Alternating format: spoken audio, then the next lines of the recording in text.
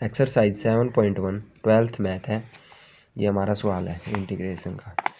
इसको सोल्व कैसे करेंगे? इसके अंदर मल्टीप्लाई करवाएंगे।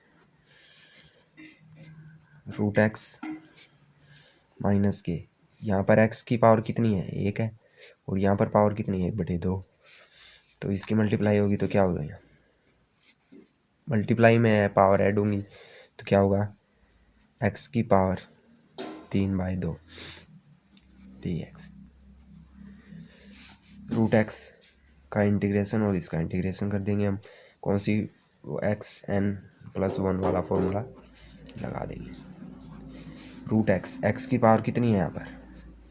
1/2 माइनस एक्स की पावर 3/2 dx।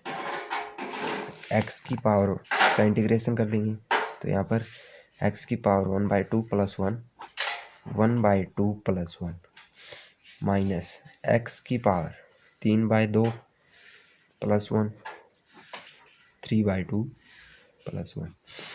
ये हो जाएगा 3/2।